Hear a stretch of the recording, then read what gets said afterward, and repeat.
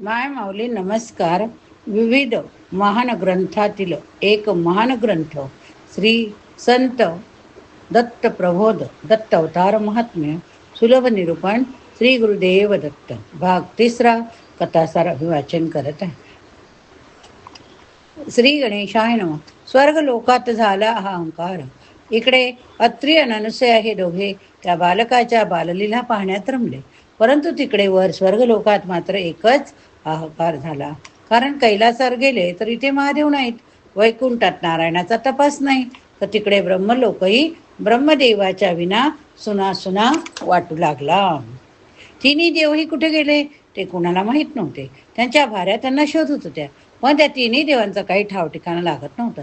त्या तिघी तर हे सुद्धा विसरून गेले होते की आपणच आपल्या पतिदेवास त्या अनुसयेचे सत्वरण करा असे सांगितले. त्यामुळे ते कदाचित तिकडे गेले असतील अशी काही शंकाही त्यांच्या मनी येण्यास वाव नव्हता. उलट प्रत्येकजण आपला पती असाच न सांगता सवरता कधी कुठे जातो हे कळत नाही असे म्हणून एकमेकींना त्यांचा प्रताप सांगत होते. बऱ्याच स्थानी वेगवेगळ्या शिव विष्णुदूतांना सेवकांना पाठवून त्यांचा शोध घेण्याचा प्रयत्न केला. तरी जेव्हा त्यांचे पती त्या तिघींना मिळेना, तेव्हा त्या तिघींनी आपले पती आपल्याला परत मिळावे हेतूने विविध व्रत उपासना करण्यास सुरुवात केली. त्याचाच एक भाग म्हणून त्या तिघी एका वनात गेल्या. तेथे आपल्या पतिदेवाशी भेट व्हावी, ते पुन्हा घरी परत यावे म्हणून तप करू लागल्या. ही वार्ता नारदाला कळली. आता ते तिघींकडे जाऊन त्यांची विचारपूस करू लागले. जसे का त्यांनी नारदांना समोर पाहिले तसे त्या काकुळतीला आल्या. त्यांनी नारदास आपले पती आपल्याला न सांगता कुठेतरी निघून गेले, बरेच दिवस झाले तरी ते परत आले नाही, तरी आता आम्ही काय करावे असे त्यांना विचारू लागल्या. त्यावर प्रथम आपल्या त्या तिन्ही मातांना वंदन करून नारद म्हणाले, मातांना क्षमा असावी. पण काय नारदा, अरे जे काही तुला सांगायचं असेल ते सांग, पण आम्हास आपल्या पतीचा ठाव ठिकाणा समजू दे. आम्ही त्यांच्या भेटीसाठी आतुर झालो. आम्हास त्यांचा वियोग सहन होत नाही. त्यावर नारद पुन्हा शांत तितक्याच धीर गंभीर स्वरात म्हणाले, मला वाटते हा कदाचित तुमच्या वर्तनाचाच परिणाम असावा. कारण मागे जेव्हा मी तुम्हा सत्री ऋषींची भार्या सती अनुसया ही थोर पतिव्रत आहे असे सांगितले, तेव्हा तुमचा अहंकार अभिमान दुखावला गेला होता. त्या रागाच्या भरात तुम्हीच तर त्यांना त्या सती अनुसयेकडे जायला, तिचे सत्वरण करायला भाग पाडले नसेल ना. कारण जरी देव त्यासाठी तिथे गेले असतील तर कदाचित तिने त्यांना शाप देऊन टाकले नसेल ना. नारदानी ती शंका बोलून दाखवताच सावित्री, रमा, उमा यांच्या काळजाची भीतीने पाणी पाणी झाले. त्याबरोबरच तसाच काही प्रकार घडला तर नसेल ना अशी त्या तिघींना दाट शंका आली. कारण त्यांनीच तसा हट्ट धरला होता. त्यावर ठीक आहे, आम्ही पाहतो काय करायचे ते असे त्या देवतांनी त्यांना वचन दिले होते. आता ते मात्र तिघींच्या मनात तोच विचार करू लागले की हे तिघे त्या भूलोकी अत्रींच्या आश्रमात तर गेले नसतील ना, तिकडे त्या पतिव्रतेने त्यांना काही शिक्षा तर केली नसेल ना. हा असला विचार मनात येताच त्या तिघींनी नारदाचे पाय धरले. त्यास तुम्हीच त्या आश्रमात जाऊन काय प्रकार झालाय ते पाहून या अशी विनंती केली. त्यानुसार आपल्या मातांचा तो पतिवियोग पाहून दुःखी कष्टी झालेले नारद अत्रि ऋषींच्या आश्रमात मी जाऊन काय झाले ते पाहून येतो असे म्हणून निघून गेले. नारद ते एका क्षणात अनुसयीच्या दारी आले. त्याने अनुसयीची भेट घेतली. एक वार हसून त्या तिन्ही देवांना त्या बालकृपात पाहून वंदन केले. मग आपल्या येण्याचे कारण स्पष्ट करताना त्याने अनुसयीस आपल्या तिन्ही माता ह्या पतिवियोगाने किती कशा दुःखी झाल्या तो वृत्तांत दिला. तो ऐकून साध्वी सती पतिव्रता अनुसयसी आपल्यामुळे त्या देवता आपल्या पतिवियोगात पडल्या आहे हे ऐकून फार वाईट वाटले. ती नारदाला म्हणाली, नारदजी तसे जर असेल तर तुम्ही तिन्ही देवतांना माझा निरोप द्या. तुम्ही केव्हाही माझ्या आश्रमात तुमच्या पतींच्या भेटीसाठी या, तुमचे स्वागत आहे. इथे नारद पुराण संवाद दत्त प्रबोध या ग्रंथाचा 5वा भाग संपला. आता 6वा भाग तिन्ही देवांचे गर्भरण. श्री गणेशाय नमः. अशा प्रकारे आपल्या मातांचे दुःख ते हे सती अनुसयेचे निवेदन करून तिला त्यांचे पती परत देण्यास तयार करून नारद मुनी हे पुन्हा स्वर्गलोकी गेले. तेथे तर त्या सवित्री, रमा, उमा अगदी कधी एकदा नारद आपल्या पतिदेवाचा कुशल समाचार घेऊन येतात यासाठी आतुर झाल्या होत्या. जसे का त्यांच्या कानावर विणेचा झंकार आणि ते नारायण हे गोड मधुर शब्द पडले, त्याबरोबर त्या तिन्ही धावत त्यांच्या भेटीसाठी पुढे आल्या. त्याने लगबगीने नारदाचे स्वागत केले. तिघींनी आतुरतेने एकाच वेळी विचारले, लागला का आमच्या पतींचा शोध? कुठं आहेत ते, कसे आहेत? त्या नारद त्यांना म्हणाले, होय मातांनो, तुमची चिंता आता मिटली. निदान तुमचे पती कुठे? त्यांचा तरीच आम्हाला ठाव ठिकाणा लागला. आता त्यांना तिकडे परत कसा आणायचा हा प्रश्न, पण ते आपण नंतर पाहू. ते नारदाचे बोलणे ऐकतात त्या म्हणाल्या, हे बघ नारदा, तू हे असं कोड्यात बोलू नको. जे काय असेल ते आम्हाला सरळ सरळ सांग. एक वार त्या तिघींकडे पाहून किंचित हास्य करीत नारद त्यांना सांगू लागले, मातांना, तुम्ही मला त्या तुमच्या पती शोधकार्यासाठी पाठविल्यावर अन्यत्र कोठेही न जाता, जराही वेळ न घालवता मी थेट सिंहाद्री तळाच्या त्या रम्य परिसरातील अत्रींच्या आश्रमात गेलो होतो.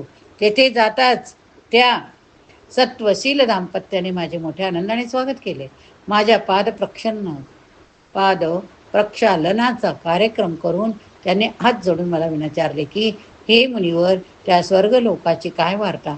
ब्रह्मा, विष्णू, महेश, त्या अन्य देवदेवता यांच्या नगरीत काय समाचार? तेव्हा मी त्या दोघांनाही देवांचा राजा इंद्राच्या इंद्रपुरीचे, वरुणाच्या नागरीचे, अधिदेवाच्या कैलासाचे, विष्णूच्या वैकुंठ नगरीचे, ब्रह्मदेवाच्या ब्रह्मपुरीचे यथार्थ वर्णन करून सांगितले. तिथे निवास करणाऱ्या भक्तांची माहिती दिली. मी सती अनुसयेस माझ्या प्रिय अशा तिन्ही देवता, पिता ब्रह्मदेव, आदिनाथ आणि श्री महाविष्णू यांच्याबद्दल माहिती दिली. त्यांच्या नगरीचे, तिथल्या लोकांचे वर्णन केले. मी तुमचाही महिमा त्या सती अनुसयेस वर्णन करून सांगितला. हे मातांनो, सध्याची तुमची पतिविराहाची अवस्था तिला निवेदन केली.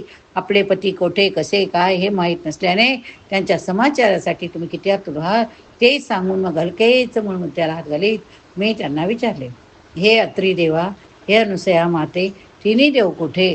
त्यांचा शोध घेत मी फिरतो. ते तुमच्या इथे तर आले नाहीत ना? कारण तिकडे माझ्या तिन्ही माता अगदी प्राण कंठात आणून त्यांची वाट पाहतात. ही माहिती ऐकताच त्या पतिव्रतेच्या डोळ्यात पाणी आले. ती चटकन उठून उभी राहिली. थोड्याच वेळात 3 सुंदरशी बालके मऊ वस्त्रात गुंडाळलेली घेऊन ती बाहेर आली. तिने ते तिन्ही बालके माझ्यासमोर ठेवली. मी त्या बालकांच्या दिव्य रूपाकडे डोळे विसरून पाहत राहिलो. कारण ती तिन्ही बालके अगदी आवळी जावळी असल्यासारखी एकसारखी दिसत होती. त्यांच्या त्या हास्यमुद्रा मनाला मोह पाडित होत्या. त्यांचे काळीभोर जावळ वाऱ्यावर भुरभुर उडत होते. त्या बालकांना पाहून मी म्हणालो, खरंच अनुसये, तू ह्या तिघी सुकुमार सोज्वळ तेजस्वी बालकांना जन्म देऊन धन्य झाली आहे. तुझी कुस खरोखर पावन झाली. त्यावर एक वार हसून ती म्हणाली, नारदा, अरे तू सुद्धा नेमकेपणाने यांना ओळखू शकला नाही. अरे मी काही या बालकांना माझ्या उदरी जन्म दिला नाही, तर मी त्यांना माझ्या कुशीत घेतले आहे. तिचे हे ते गोंधळ टाकणारे बोलणे ऐकले मात्र मी चक्रावलो. मी तिला म्हणालो, अनुसये, ही तुझी बालके नाही, तू त्यांना कुशीत घेतले म्हणजे नेमके काय?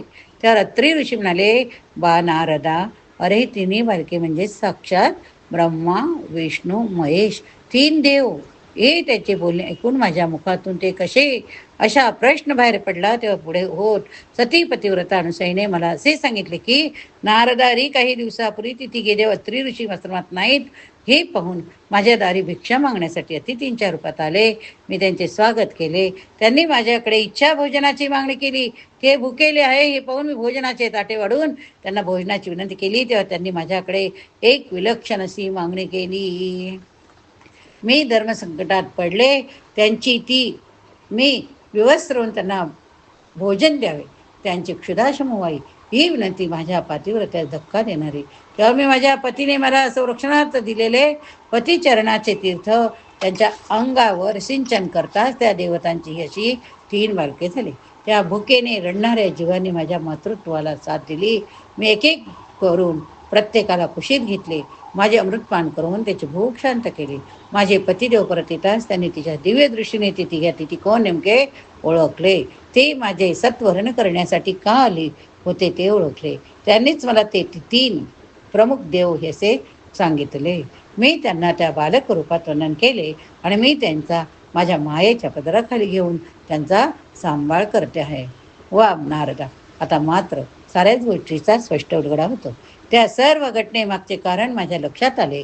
असो, आता तर माझ्या तुझ्याकडून हे सुद्धा ज्ञात झाले की त्यांच्या भार्या यांच्यासाठी असुसलेले. तेव्हा आता तू सत्वर त्या स्वर्गलोकी जा. त्या जेथे तपाचरण व्रत वैकेले करत आहे तेथे जा, त्यांची भेट घे.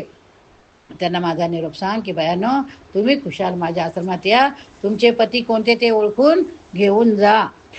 माझ्या माय माऊलींनो, ज्यावेळेस दत्त जयंती असते त्यावेळेस तुम्ही ऐकलंच असेल हे निरूपण.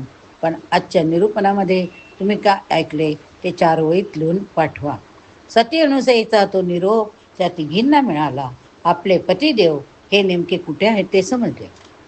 अनुसयने या, तुम्ही तुमचे पती घेऊन जा ही दिलेली परवानगी ही त्यांना समजली. पण आता त्यांच्यासमोर असा प्रश्न उभा राहिला की आपण तिच्याकडे कोणत्या तोंडाने जायचे. आपल्या पतिदेवाने तर तिच्या सत्वरणासाठी ती तशी मागणी केलेली, त्यात तिने तर त्यांना आता बालके करून टाकले.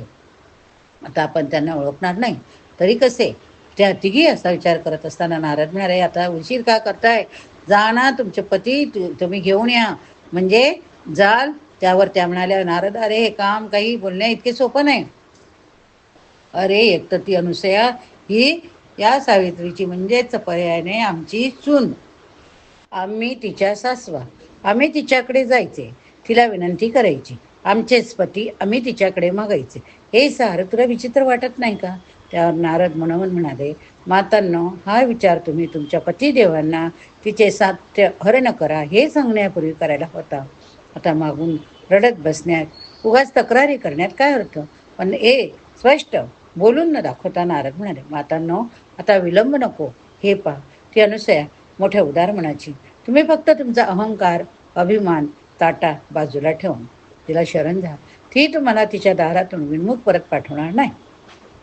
तेव्हा त्या तिघींनी आपली सारी भिस्त त्या नारदाला टाकली, नारदावर टाकली. त्या म्हणाल्या, वत्सा नारदा, आम्ही त्या अत्रीच्या आश्रमात येतो, तेथे आमचे पती आम्हाला कसे परत मिळावे द्यायचे ते तुमका. नारदाने ते मान्य केले. तिघी जणी गरीब ब्राह्मण स्त्रियांच्या रूपात अनुसयीच्या दारी आल्या. त्यांना दारी आलेले पाहून अनुसयीने तिच्या अतिथी धर्माप्रमाणे त्याच्या ती उचित स्वागत केले, त्यांची मनोभावे पूजा केली, नमस्कार केला. त्या तिघींनी तिला अखंड सौभाग्यवती भव असा आशीर्वाद दिला.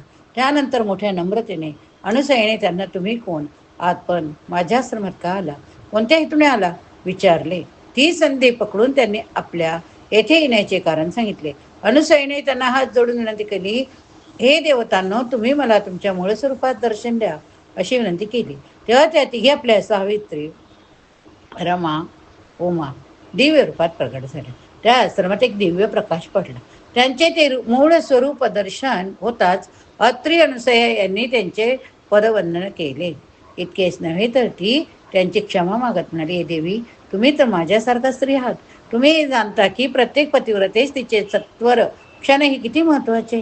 मलाही माझे सत्व रक्षण करण्यासाठी तुमच्या पतिचरणाचे तीर्थ सिंचन करावे लागले. ते तिघे बालकरूप झाले. इतके सांगून आत गेली. तिने का मागोमाग एक अशी 3 सुंदर बाळे आणून त्यांच्या पुढ्यात ठेवली. ती म्हणाली, हे तुमचे पती माझ्याकडे या स्वरूपात आहेत. आता तुम्ही तुमचा पती निवडा आणि घेऊन जा. काय तुमच्या डोळ्यापुढे आनंद हर्ष उत्पन्न झाला असेल. किती सुंदर दृश्य डोळ्यासमोर आलं असेल. जसे का त्या तिघींनी त्या बालकाकडे पाहिले, त्या आश्चर्यचकितून पाहत राहिल्या, कारण तिघे बाळ एकसारखे दिसत होती हो. त्यामुळे तिघातला आपला नेमका पती कोण हे त्यांना काही ओळखता येईना. त्याने एक वार सोबतच्या नारदाकडे पाहिले. त्यासही नेमका पती कुणाचा ते अचूक सांगता येईना. सारे गोंधळात पडले.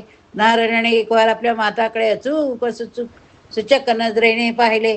हलक्या आवाजात त्यांनी त्यांना सल्ला दिला की या सती अनुसयेस त्या बालकांना त्यांच्या मूळ रूपात परत आण अशी विनंती करा. तेव्हा मात्र आपली झाली तेवढी फजिती पुरे असा विचार करून उगाच आपल्या सुनेपुढे आपला पती अचूकपणे आपल्याला शोधता आला नाही तर आपलेच असे व्हायला नको. त्यांनी आपल्याला सारा गर्व, अहंकार, ताटाभिमान दूर ठेवला. तिला, तू आमचे पती आम्हास त्यांच्या मूळ स्वरूपात परत कर अशी विनंती केली. तेव्हा अनुसयेने एक वार नजरेनेच अत्री ऋषींची परवानगी घेतली. ती आत गेली. तिने पुन्हा तोच कमंडलू हातात आणला. ते पाणी हातात घेतले. आपल्या पतिदेवाचे ध्यान करून त्यांना वंदन करून ते जल पुन्हा त्या बालकावर सिंचन केले. तसे सिंचन करताच त्या तिन्ही देवांना सपत्नीक आपल्या आश्रमात पाहून अत्री अनुसया यांना अपूर्व असा आनंद झाला. सती अनुसयेच्या दिव्यपाती व्रताचा तो साक्षात्कार पाहताच स्वर्गस्थ देवदेवतांनी त्यांच्यावर पुष्पवृष्टी केली. आपल्या पतिदेवांना भेटताच सावित्री, रमा, उमा यांच्या गालावरची कळी खुलली. ते पाहून सर्वांना आनंद झाला. तेव्हा त्या सती अनुसयेस शिवाशिवा देताना त्या देवदेवतांनी अनुसयेस कोणते वरदान दिले ते आपण आता पुढच्या भागात बघूया. येथे नारद पुराण संवंत श्री दत्त प्रबोध या ग्रंथाचा 6वा अध्याय समाप्त झाला. श्री गुरुदेव दत्त. गुरु ब्रह्मा गुरु विष्णू गुरुदेव महेश्वर गुरु साक्षात परब्रह्म तस्मै श्री गुरुवे नमः. दिगंबरा दिगंबरा श्रीपाद वल्लभ दिगंबरा दिगंबरा दिगंबरा श्रीपाद वल्लभ दिगंबरा.